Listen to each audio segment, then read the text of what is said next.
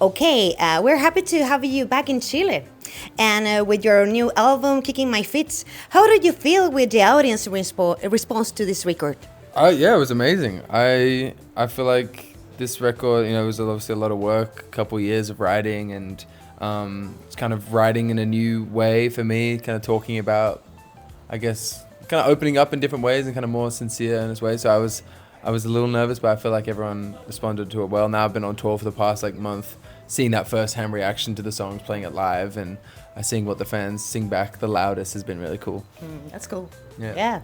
Well, you have mentioned it several times that you will love to play in Chile, Argentina, or South America in a festival. Yeah. How special is the audience at this side of the world? It's some of the best crowds in the world. Absolutely, it's wild. The first time I was here, 2023, it blew my mind. The energy in the crowd and just the general feeling, kind of walking around each city, is just so much excitement around the smallest of things. Even in the ballads, people were moshing. I couldn't believe it. So it's very, very special here. It's been wanting to come back for a while. That's cool. You started your career at a really young age, and you have achieved a lot in a short period of time. Do you have any goals that you still feel that you need to achieve?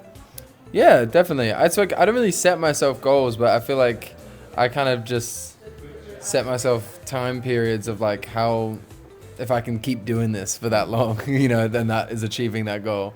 I've been in the industry for almost 10 years, and then to still be able to tour and to come to places like this and put out music that people around the world listen to, I feel like is me just kind of keeping up with myself. And that's really the only goal I set, is to make sure I can still do this, really at any level. But yeah, it's been a wild journey. 10 years is a lot of time.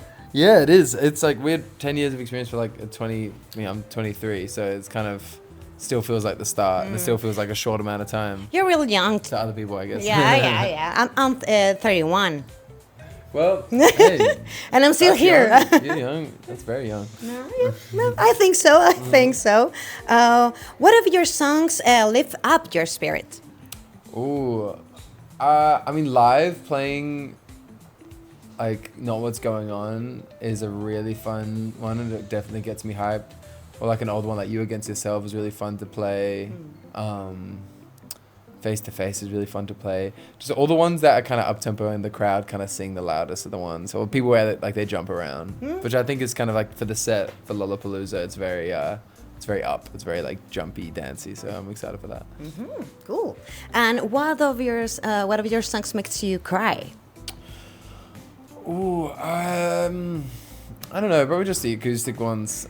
I don't know. I don't want to be too sad on these festival runs in terms of the set list. So I think Destroyer is always a really emotional one, or of the new album, or I don't know, some of the older songs Hearts of Times or Don't Tell Me and stuff, the older ones.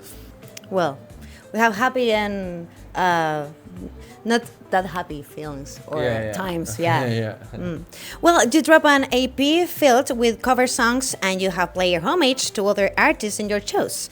Here in Chile, you did a One Direction song too. What are your top 3 covers that you have done? Is there any song that haven't played yet but you wanted to?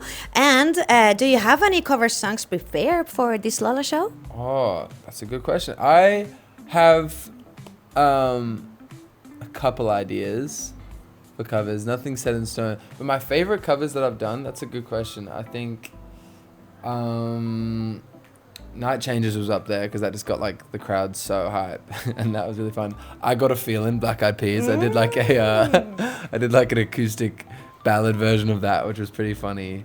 What else have I done? Recently I did Girls Just Want to Have Fun, the Cyndi Lauper, and that was pretty fun. Yeah. That's really good songs. Yeah. And not for your, I don't know, age.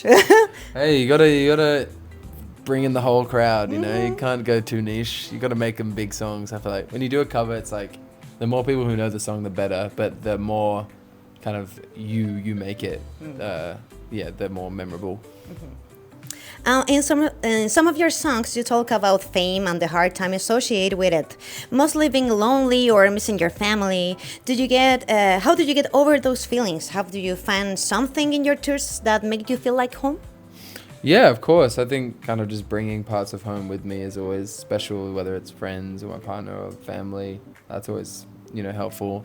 But I think the older I've gotten, the easier it has, gotten for distance and being away from home. But yeah, I think, a lot of my first EPs were just kind of whining about how much I missed my friends. And I think now, I make sure to go home as much as possible to keep up and to not distance myself. But yeah, it gets harder the more you travel. The family connection is important. Yeah, of course, very important. How important has been Coco and Sylvie, your sisters, to your music career? That's so cool. Obviously they kind of shaped who I am. Having two older sisters, it's like you just kind of look up to them both so much in different ways. Like Coco kind of definitely I feel it was the one who let me and made me and encouraged me to express myself and to be a bit of an attention seeker and not be afraid of that. And where it came to clothing as well, she's very much into her fashion and being loud and being super warm with fashion. And Sylvie, I think, kind of taught me restraint and told me how to, also not have to go over the top on things. That she's far more cool, calm, collected as the oldest. And she definitely shaped my humor as well. She's the funniest person I know. So yeah, they've kind of shaped who I am, I think, more than really anyone. So I owe a lot to them. That's cool. Yeah. Yeah. The sister hole. Yeah, that's so sweet you asked that. That's so cool. No one asked about saying their names anyway. Cool. Well, we have more. Yeah. In Chile, we love animals, and we know you grew up with your English Cocker Spaniel, Wilbur. Yes. What is the best thing that Wilbur left in you? Wilbur, man. Wilbur and I had a complicated relationship because he came into the family when I was 5 years old, and he kind of saw me as the next one on the pecking order to take over. So he would see the ranking in the family and saw that I was at the bottom. Oh. And as a 5-year-old, we would fight each other as anyway. And then the older I got, and when I started to travel, we had a very brotherly dog kid relationship. But yeah, as soon as I started to move away, he just started to hate my guts. I would come back, I could not pet him. I could Jealous. Not no, he was just annoyed that I was going. I don't know. It was weird. Anyway, and then, and then he died, and I was like, damn, unfinished business there. So yeah, Wilbur, maybe I'll see him again in the future. Of course. What did your parents think about your music career? They were a dream. They were so supportive. When you're that young, it's it can go either way with parents. It can go multiple ways. They can be very non-supportive and not want you to do anything and not want you to go out of school and just kind of crush the dream, or they can go too far into the dream and make the dream their own and become the classic parents who control everything. And I think they did neither. They just were very supportive, but let me kind of figure things out myself, and also didn't push me too far to go into certain situations that I wasn't ready for. They were very smart with it. So yeah, I owe everything to them as well. Well, you start at 14. Yeah, exactly. No, you got to be careful with that sort of stuff. There's a lot of horror stories. Well, we know now. Yeah. What is the difference between Ruel in 2026 versus Ruel at just 14, starting his career? I don't know. I mean, it's definitely still in there. That 14-year-old it comes out in certain moments around certain people, but I feel other than when you grow up, it's just you become more certain. I was so uncertain with everything. I remember I wanted to call my albums Uncertainty so bad, because I was that's all I feel is uncertainty. Growing up in the industry, I was I didn't know what I wanted. I didn't know the music I wanted to make. I didn't know the person I wanted to be or how I wanted to be perceived. I was just kind of figuring it out in the limelight in a way.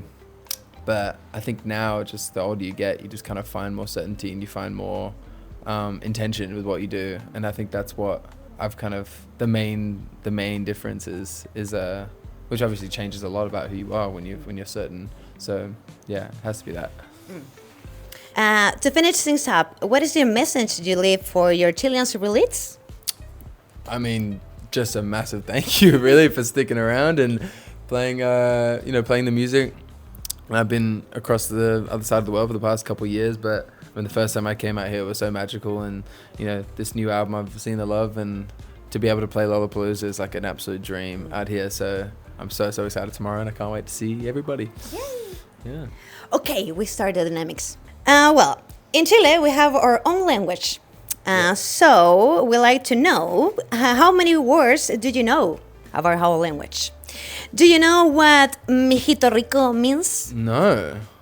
No? No. You can tell? Mijito rico. What's that? Mijito rico? Like a is it a drink? Mojito is that? It sounds like a mojito. No. Well, a Japanese cocktail, maybe? Yeah, maybe a Chilean cocktail. No, but Mijito Rico is a really handsome guy. Okay, all right. The people always start to sing Mijito Rico, Mijito Rico. That's what. So that's only for like Chilean. Like they wouldn't say that anywhere else. No, I don't think so. Okay, cool. No, yeah. Right. I think that in your last show, the people tell Mijito Rico to you. Does that translate to anything into Spanish at all? It's like literal? No. Okay, Nothing cool. literal, it's just no. something crazy. All right, cool. Into that. Mijito is guy and Rico it's like sexy. Okay, got it. All right. I think so. Put that in the blood bank. Okay, do you know what a cachipún is? What a cachibun? That, I mean, there's just nothing I can grab from any of those syllables that make sense to me. I'm sorry. I need you to just go straight. It doesn't have a translate. No, it's like cachipún. Rock, scissors. Rock, paper, scissors. Last time I was in Chile, I'm pretty sure I played rock, paper, scissors with someone. They taught me. Okay, I gotta remember that one. What is it again? Yeah. Cachipún. Oh, so easy. Okay. Yeah. Cachipún. Oh. Come on. I lost. Okay. Do you know what is a carrete? A karate? No. I'm not gonna say martial arts. I don't know why it's named like that, but it's a really nice party. A nice party. Okay. And how do you pronounce it again? Carrete. Carrete. Okay. Well, I hope Lollapalooza is a carrete. It's a really big carrete. A huge carrete. All right. What did you respond when someone says to you, "¿Cómo estás, weón?" ¿Cómo está, weón? Okay. So, ¿cómo is like so? It's a question about how are you? It's not. Is it just how you doing? It's just like a different way of saying. It's like how are you doing, man? Okay, how you doing, man? Is it like a casual way? It's all super casual because weón is like friend, but a really close friend. Okay, yeah. So how do you say again? ¿Cómo estás, weón? Oh, ¿cómo estás, weón? Okay, I should have got that. I know. You can question to the people that. Yeah. ¿Cómo estás, weón? ¿Cómo estás? And the last one. Okay. Do you know what huachita means? Huachita. That sounds fun to say though. I want to know. I want to say that all the time. Is the same that huachito rico? Or mijito rico? Huachita is the for a female. Yeah. Okay. Huachita. That's really fun. You can go to. I don't want to offend anyone though. You can just take too forward maybe. A date with a girl in here, right. with a Chilean girl. Huachita. You have to tell her. Right. Got it. Which one is better? Eating Cheetos while watching a movie or something surfing the whole afternoon? Surfing the whole afternoon, by Okay. far, yeah. So, surfing the whole afternoon or playing basketball with your friends? Surfing the whole afternoon. Yeah. Do you like surfing? Absolutely, yeah. Growing up in Australia. There's a bit of surf in Chile, isn't it? Not near Santiago, but No. there's a bit of surf on It is, but it's a really ¿cómo se dice?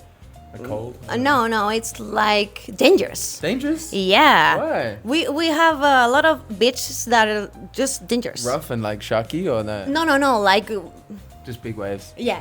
Like that. Okay, Yeah. cool. So No, but the sea grabs you. Yeah. Yeah, no. That's why it's good. That's why this is. I don't You think need to so. take you out so you can serve it. Anyway. That is the difficult. Yeah, Get yeah. out of the Exactly. sea. Yeah. Okay. Surfing the whole afternoon or playing a role in a Marvel movie. I mean, I mean that's like unlimited money. So I guess maybe I'll take a Marvel movie for the cash. But I don't know. I'm kind of over Marvel. Actually, no. I'm gonna keep my dignity. I'm gonna go surfing the whole afternoon. Okay.